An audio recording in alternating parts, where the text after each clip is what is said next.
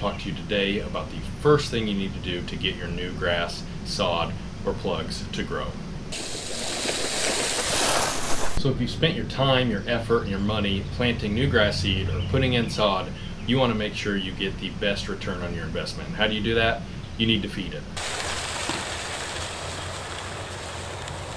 Alright, so usually we're more concerned about what's going on above the soil. That's where we look. We want to see what's going on with our grass, things that we can visually see. But really we need to look at what's going on beneath the surface, and that is where a good starter fertilizer comes in. So I'm going to be using this brand new starter fertilizer from LawnStar. This is an 8-16-8. As you see here on the label, that is the nitrogen, phosphorus, and potassium. And so each of those nutrients plays a key role in what we're going to do on our lawn. The nitrogen, that's going to help with the growth. That's what you see above. That is going to help with chlorophyll, more like borophyll. And so chlorophyll essentially is a fancy way of just saying it is going to help make it green in color. The phosphorus, that's the middle number, the second number.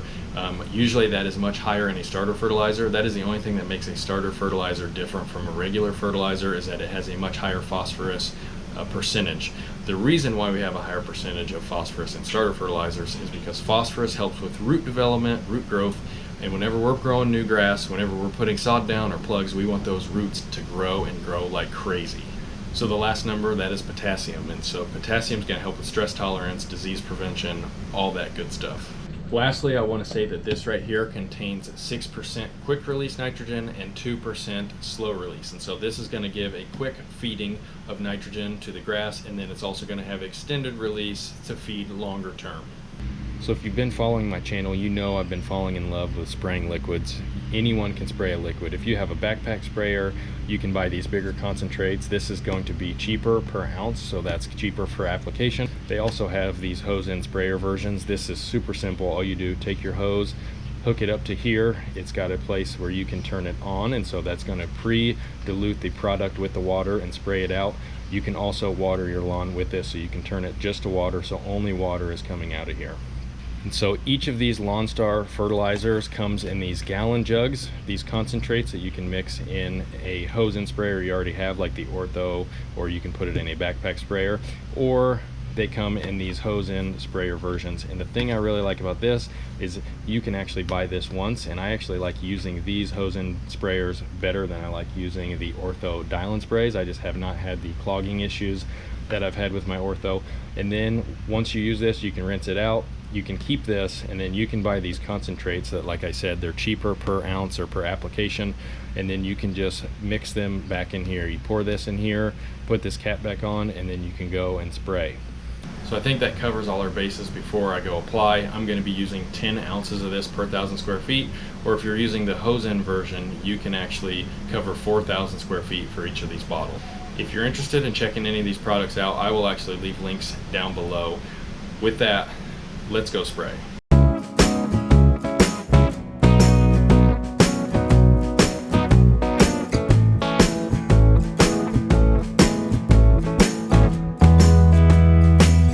One thing I really like about these hose ends and being able to just turn on water and not put any of the solution through it is that if you're using something with like iron or just fertilizer in general and you get it on the sidewalks, you can turn on the water feature and then you can spray it off so you don't stain your sidewalks or anything.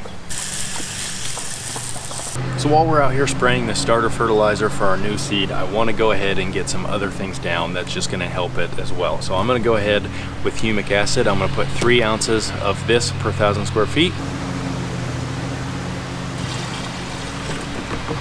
I'm also going to get some liquid aerator down. This is 1 ounce per 1,000 square feet.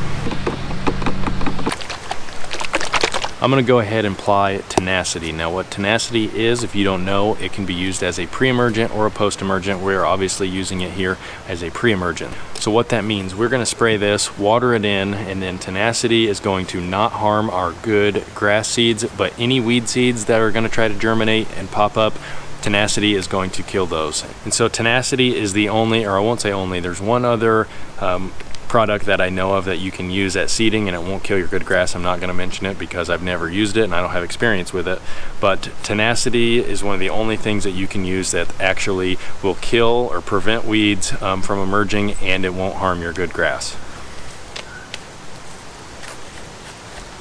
Now, Tenacity comes with this little syringe here, and I'm using a half a teaspoon per 1,000 square feet. It has right on here, it tells you how many teaspoons, and so I have 6,000 square feet, so I'm gonna use 3 teaspoons. That's half a teaspoon per 1,000.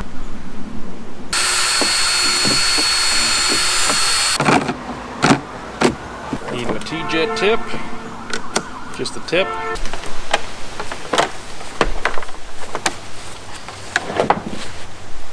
So I usually like to apply my Tenacity as close to germination as I can before the seeds germinate to get it down and have a longer control, because if you put it down right when you seed, the seeds don't germinate until day 7 or so. You're already a week in and you only have two weeks left of control.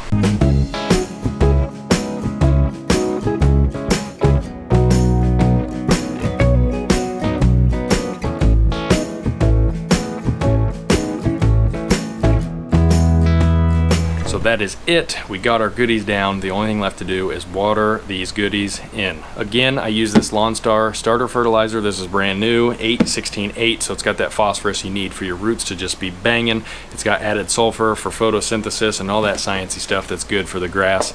If you're interested in checking it out, I will leave a link down below. Hit the subscribe button, follow along on the process of bringing this grass back. We're going to be applying some more things here soon because we want our grass to make it through the summer. So follow along. Thank you guys for watching. Let's water this goodness in.